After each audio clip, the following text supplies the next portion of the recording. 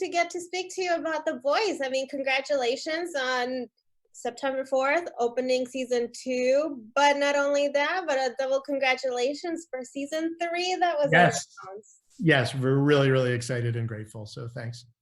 So, I mean, that could be kind of intimidating. Successful season 1, not to mention season 2, that's going to be successful also. But I mean, how do you like top? Right. I mean, really, and we've thought very specifically about this. You don't try to top. You don't go up. You try to go deeper in. I like that. I like that concept. So it's not, the conversations are never about how do we do the bigger version of it. It's how do we reveal more, or how do we put them in a harder, more difficult situation, or how do we learn more about their backstory, or have them reveal a secret that they've never told anybody before. Mm-hmm. And because that you can keep doing. You can always keep digging deeper and deeper into, personality.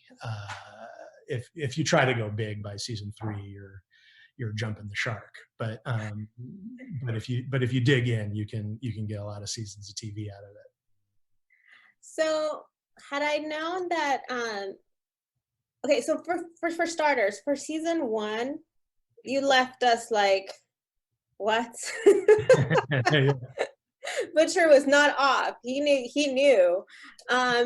So when it comes to the second season, are we gonna see a more vulnerable Butcher, or are we gonna see him more angry? I mean, it's one of those where it's like, I think it's both, actually. I think he's both more vulnerable and more angry and more desperate, because his wife's alive, and without giving too much away, he spends a lot of the season fighting to get back to her.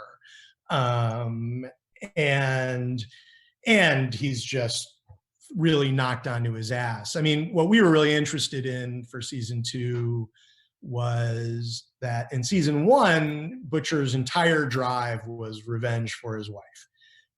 And then we rip it away from him. And so then he has to realize what his drive is, because he was on this bloody warpath for vengeance, but now there isn't vengeance anymore. So, but he's still on this bloody warpath, and it forces you to reveal more about the character, because the truth is his violence didn't start with Becca's supposed death. His violence is something that came from deep within his childhood that he has to explore and look at. It started so long before Becca. So, it forces him to reckon with who he really is, which is a really painful, difficult process. And he takes it out on a lot of people. Mm-hmm. So we got a chance to see a clip of season 2. Well, you announced it. I'm fortunate to have seen a little bit of season 2. Yeah. But you did show a clip for Comic-Con at home. I mean, wow, what a way to introduce a clip of the second season. Can you tell me a little bit of how you even came up with the concept of going so big? I mean, a huge whale you had to create. I mean, that's a lot. It's a big deal. It's big. It came from my writer, Craig Rosenberg, who brought you Dolphin Through the Windshield. That's and he wanted to top it. I mean, we have this running joke in the show that any sea life that comes in contact with Deep is immediately killed because he's just so incompetent. That's just the running joke, be it the lobster or the dolphin. And we knew Craig's whole argument was, I was actually reluctant at first, but Craig's whole argument was, we can't keep killing animals every single time he's he's near them. So let's go big. Let's do it one more time, and let's blow the doors off it and go as big a sea mammal as we can. And so we ended up doing it. And it was an incredibly complicated sequence. I mean, that's really Carl Urban driving a boat where a helicopter is filming him It's Industrial Light and Magic doing the CG whale as it swims through the water.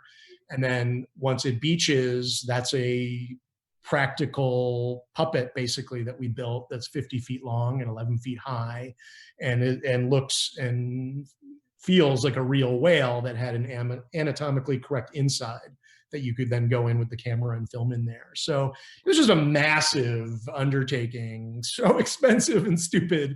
But like the best part of this job is you get to make the craziest things.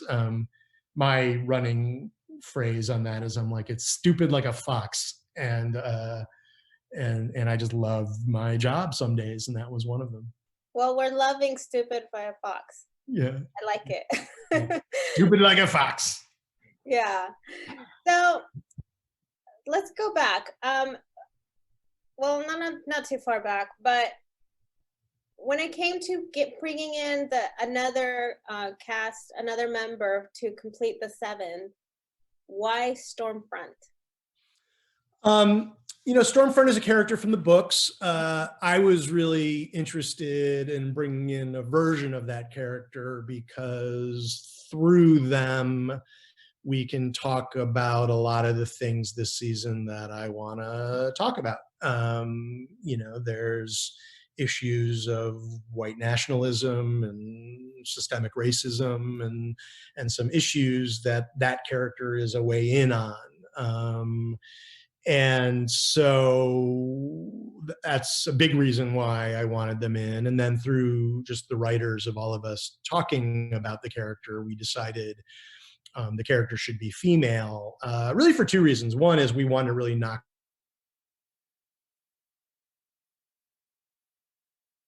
Hello? Did we freeze? Yeah, looks like you froze. Just stand by, Nancy. Okay.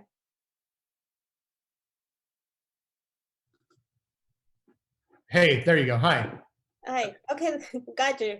Where'd you lose me? You were telling me about why you wanted a female, and you didn't. Right. So we ended up making Stormfront a female, really for 2 reasons. One, we wanted to really knock Homelander on his ass and put him in contact with a female character who wasn't afraid of him, and because that would be the worst thing to happen to him, is a character who isn't intimidated and steals his spotlight unapologetically. Because he's just a big gaping hole of neediness, and a woman doing that would be even worse to him than a man. And we just wanted to torture Homelander. That was part of it. And 2, it's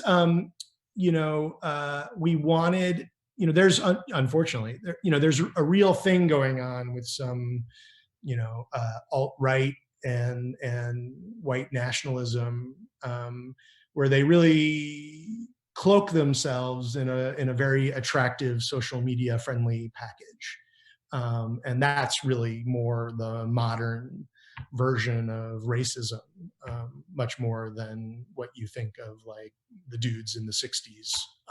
And we wanted to reflect that of a lot of them are, good looking, attractive people on social media, purporting to talk about freedom and independent thought when really that's not what they're talking about. And so we wanted a character who from the outset seemed pretty attractive, funny and smart but then as the season goes on, we reveal who she really is.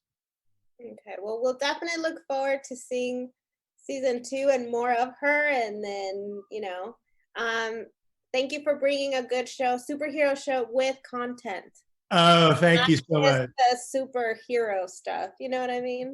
Yeah, so thank you so much. Appreciate it. Thank you. Thanks for writing about the show. Of course, and good luck. Yeah, you too. Have a good day. Thanks, you too. Bye-bye.